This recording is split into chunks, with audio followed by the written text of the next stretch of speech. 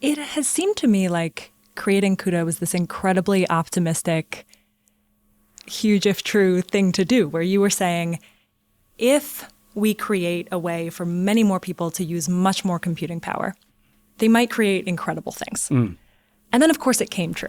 They did.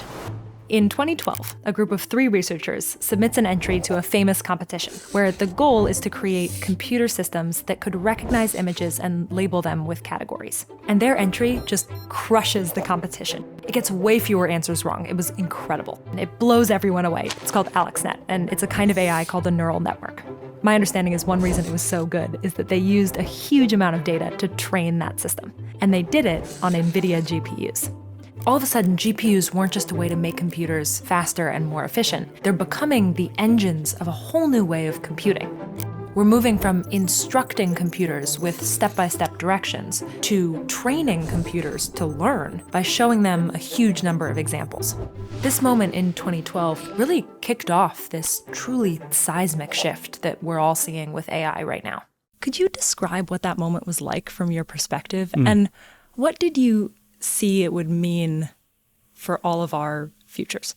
When you create something new like CUDA, if you build it, they might not come.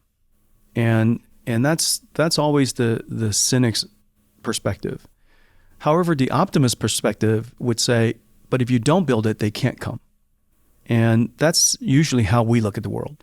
You know, we have to reason about intuitively why this would be very useful. And in fact, in 2012, Ilya Sutskever and Alex Krizhevsky and Jeff Hinton in the University of Toronto, the lab that they were at, they reached out to a GeForce GTX 580 because they learned about CUDA and that CUDA might be able to be used as a parallel processor for training AlexNet. And so our inspiration that GeForce could be the vehicle to bring out this parallel architecture into the world, and that researchers would somehow find it someday was a good strategy. It was a strategy based on hope, but it was also reasoned hope.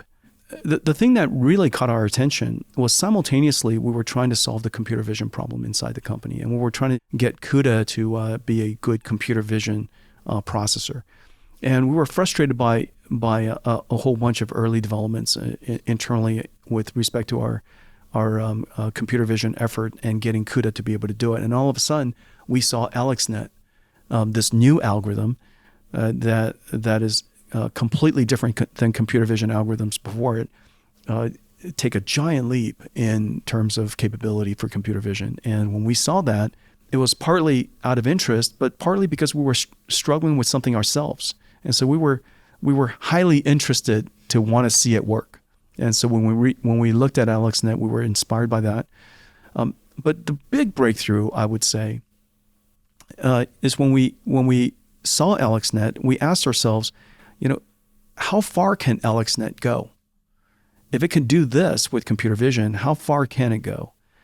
And if it could go to the limits of what we think it could go, the type of problems it could solve, what would it mean for the computer industry, and what would it mean for the computer architecture? And we